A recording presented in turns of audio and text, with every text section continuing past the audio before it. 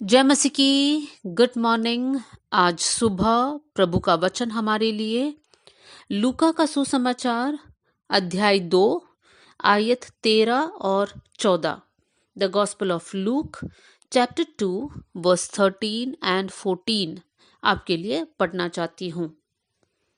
तब एकाएक उस स्वर्गदूत के साथ स्वर्गदूतों का दल परमेश्वर की स्तुति करते हुए और यह कहते दिखाई दिया, आकाश में परमेश्वर की महिमा और पृथ्वी पर उन मनुष्यों में जिनसे वो प्रसन्न है शांति हो। हम लोग पिछले कुछ दिनों से यीशु मसीह के जन्म के समय पर घटी हुई घटनाओं को हम सीख रहे हैं। हमने कल सीखा था जब यीशु का जन्म चरनी में हुआ, उसके बाद एक स्वर्गदूत कुछ गडरियों के सामने प्रकट होता है और वो गडरिये रात को मैदान में रहकर अपने झुंड का पहरा दे रहे थे। उस समय पर वो स्वर्गदूत उनको प्रकट होता है। पहले वो लोग डरते हैं, लेकिन वो स्वर्गदूत उनसे कहता है तुम्हें डरने की जरूरत नहीं है, लेकिन मैंने एक आनंद का सुसमाचार लेकर आया हूं और वो ये है कि दाऊद के नगर में तुम्हारे लिए एक उद्धारकर्ता जन्मा है। ये संदेश जब स्वर्गदूत गडरियों को बताता है, उसके बाद क्या होता है 13वीं आयत में हमने पढ़ा, एकाएक उस स्वर्गदूत के साथ स्वर्गदूतों का दल परमेश्वर की स्तुति करते हुए यह कहते दिखाई दिया। मतलब जैसे ही एक स्वर्गदूत आया और अपना संदेश दिया, उसके बाद स्वर्गदूतों का एक दल वहां पर प्रकट हुआ और वो लोग वहां पर कुछ बातों को बोल रहे थे, गा रहे थे। वो लोग ये बोल रहे थे कि आकाश में परमेश्वर की महिमा, मतलब स्वर्ग में परमेश्वर की महिमा और पृथ्वी पर उन मनुष्यों में जिनसे वो प्रसन्न है शांति हो। एक और बार वो लास्ट लाइन में पढ़ती हूँ, वहां पर लिखा है पृथ्वी पर उन मनुष्यों में जिनसे वो प्रसन्न है शांति हो। मतलब शांति किसके अंदर रहेगा? उन मनुष्यों के अंदर रहेगा जिनसे परमेश्वर प्रसन्न है। अब यहाँ पर हमको रुककर सोचना है, परमेश्वर किनसे प्रसन्न है? इब्रानियों की पत्री अध्याय 11 और आयत 6 में लिखा है, विश्वास बिना परमेश्वर को प्रसन्न करना अनहोना है। तो यदि हमारे अंदर ऐसे एक बात है कि हमें परमेश्वर को प्रसन्न करना है, तो हमारे जीवन में विश्वास होना जरूरी है। तो इस वचन के अनुसार जिनके अंदर विश्वास है उनसे परमेश्वर प्रसन्न है और इसलिए परमेश्वर का शांति उनमें बसा रहता है। इन शॉर्ट, हरेक विश्वासी के अंदर परमेश्वर का शांति होना चाहिए, क्योंकि हरेक विश्वासी के अंदर विश्वास है। तो मेरे प्रियो, हम लोग ऐसे लोग हैं जिनके हृदय में परमेश्वर का शांति बसा हुआ है और इस बात को हमें समझना है कि हम परमेश्वर का शांति हर समय हमारे साथ है। इसलिए हम लोग हड़बड़ाने वाले लोग नहीं हैं, चिंता करने वाले लोग नहीं हैं। फॉर एग्जाम्पल, अगर एक बुरा खबर आपने सुना, आपको एक फोन कॉल आया और कुछ ऐसी बातें आपने सुना, तो तुरंत वहां पर हल्ला नहीं मचाना है, क्योंकि हमें ये समझना है और ये हमारे अंदर हमको इस बात को अंदर अच्छे से डालना है। वो ये है कि हम प्रभु के बच्चे हैं, प्रभु की शांति हमारे अंदर है। प्रभु की जानकारी बिना हमारे साथ, हमारे परिवारजनों के साथ कुछ नहीं होगा। इसलिए जो कुछ होता है प्रभु नियंत्रण में है, इसलिए परमेश्वर की शांति हमारे अंदर है। मेरे प्रियो, इतना ही नहीं, जब इस आयत को हम पढ़ते हैं, यहाँ पर हम स्वर्गदूत के बारे में कुछ बातों को सीखते हैं। यीशु मसीह के जन्म की शुरुआत से लेकर कितने सारे स्वर्गदूत इस घटने में इन्वॉल्व्ड है। फॉर एग्जाम्पल, सबसे पहले जिब्राइल स्वर्गदूत मरियम को प्रकट होता है और कहता है कि तू गर्भवती होगी और तू एक पुत्र जनेगी। उसके बाद मरियम का मंगेतर यूसुफ को जब पता चलता है कि मरियम गर्भवती है, यूसुफ के मन में ऐसा विचार आता है कि मैं उसको छोड़ दूंगा। उस समय पर भी एक स्वर्गदूत यूसुफ के सपने में प्रकट होता है। और अब यहाँ पर यीशु के जन्म के बाद कुछ स्वर्गदूत गडरियों के सामने प्रकट होता है। इतना ही नहीं, बाद में भी हम देख सकते हैं स्वर्गदूतों का रोल है यीशु मसीह के जन्म के अंदर।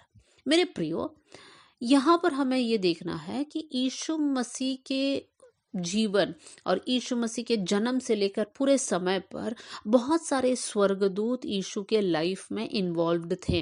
सेवकाई के समय पर भी यीशु मसीह के साथ स्वर्गदूत थे। तो आज हमारे जीवन में हमें ये भी समझना है कि ये स्वर्गदूत हमारे साथ भी है। स्वर्गदूत परमेश्वर नहीं है। स्वर्गदूतों की सृष्टि परमेश्वर ने की है, लेकिन स्वर्गदूतों के बारे में कुछ आयतों को आपके सामने मैं रखना चाहती हूँ। सबसे पहले भजन 34 का 7 मैं आपके लिए पढ़ना चाहती हूँ।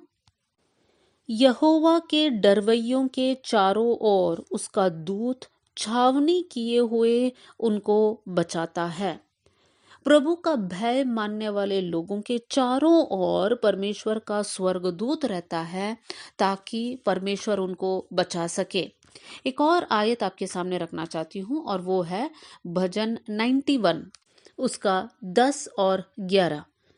यहाँ पर इस प्रकार लिखा है, इसलिए कोई विपत्ति तुझ पर ना पड़ेगी, ना कोई दुख तेरे ढेरे के निकट आएगा, क्योंकि वो अपना दूतों को तेरे निमित्त आज्ञा देगा कि जहां कहीं तू जाए वे तेरी रक्षा करे। इन दोनों आयतों के द्वारा हम इस बात को समझ सकते हैं कि हमारे आसपास स्वर्गदूत है, और स्वर्गदूत का क्या रोल है कि स्वर्गदूत हमारी रक्षा करे। एक और आयत आपके सामने मैं रखना चाहती हूँ, इब्रानियों की पत्री अध्याय 1 आयत 14। क्या वे सब सेवा टहल करने वाली आत्माएं नहीं जो उद्धार पाने वालों के लिए सेवा करने को भेजी जाती है। यहाँ पर हिंदी में थोड़ा समझना मुश्किल है। यहाँ पर लिखा है सेवा टहल करने वाली आत्माएं, और सेवा टहल करने वाली आत्माओं के लिए इंग्लिश में जो शब्द लिखा है वो है स्वर्गदूत, एंजल्स। तो स्वर्गदूत कौन है? स्वर्गदूत उद्धार पाने वालों के लिए सेवा करने के लिए भेजी गई है। हमने उद्धार पाया है, हमारी सेवा के लिए परमेश्वर ने स्वर्गदूतों को भेजा है। हम लोग पुराने नियम में देख सकते हैं कि बहुत सारे प्रभु के भक्तों के पास स्वर्गदूत आया। हम याकूब के बारे में देख सकते हैं कि याकूब एक सपना देखता है, याकूब का मल्ल युद्ध होता है स्वर्गदूत के साथ। फिर हम लोग मनोह और उसकी पत्नी के बारे में पढ़ सकते हैं। अब्राहम के घर में 3 अतिथि आए।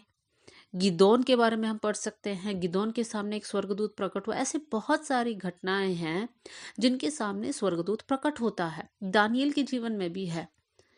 तो इसलिए हमें ये समझना है कि स्वर्गदूतों को परमेश्वर ने बनाया है ताकि वो परमेश्वर की आराधना करे, वो प्रभु के संदेश को लेकर लोगों तक आए। इतना ही नहीं, वो प्रभु के उन बच्चों का जिन्होंने उद्धार पाया है उनके लिए सेवा करने के लिए स्वर्गदूत हमेशा तैयार है। एक आयत आपके सामने और पढ़ना चाहती हूँ, इब्रानियों अध्याय 13 आयत 1, हिब्रूज चैप्टर 13 वर्स 1 एंड 2, 1 और 2। यहाँ पर लिखा है, भाईचारे की प्रीति बने रहे, अतिथि सत्कार करना ना भूलना, क्योंकि इसके द्वारा कुछ लोगों ने अनजाने में स्वर्गदूतों का आदर सत्कार किया है। यहाँ पर लेखक इस प्रकार लिखा है, कुछ लोगों ने अनजाने में स्वर्गदूतों का आदर और सत्कार किया है। वहां पर एक स्टार मार्क डाला है। नीचे दिया हुआ आयत है उत्पत्ति 18 का 1। वहां पर हम देख सकते हैं कैसे अब्राहम के घर पर 3 अतिथि आते हैं। अब्राहम को नहीं पता है वो लोग कौन है, क्योंकि वो लोग साधारण लोगों के समान आए हैं, लेकिन वास्तव में वो लोग स्वर्गदूत थे। मेरे प्रियो, परमेश्वर ने स्वर्गदूतों को हमारी सेवा के लिए भेजा है, और इसलिए हमारे अंदर और भी प्रभु पर हमारा भरोसा दृढ़ होना चाहिए कि परमेश्वर ने हम साधारण इंसान के लिए कितनी बड़ी बड़ी आत्मिक आशीषों को रखा है। जैसे यीशु मसीह के जीवन में हम देख सकते हैं कितने सारे स्वर्गदूत अलग अलग समय पर उतर आया ताकि यीशु मसीह का जीवन आशीषमय हो। वैसे ही हमारे जीवन को आशीषमय करने के लिए परमेश्वर इसी बात को हमारे जीवन में भी करता है। आइए हम लोग प्रार्थना करें। स्वर्गीय पिता, आज का वचन के लिए धन्यवाद करते हैं प्रभु जी। प्रभु वचन सुनने वाले हर एक भाई बहन के लिए मैं दुआ करती हूँ कि वो लोग आशीषित होने पाए। ये वचन के द्वारा परमेश्वर हमारी आत्मिक आंखें खुल जाए प्रभु जी, आपकी भेद की बातों को हम समझे प्रभु, और आपके नाम की महिमा हम लोग करने वाले बन जाए। आपने हमारी प्रार्थना सुन ली, इसलिए धन्यवाद। आदर और महिमा आपको देते हुए यीशु के नाम से हम मांगते हैं, amen. God bless you all. जय मसीह की।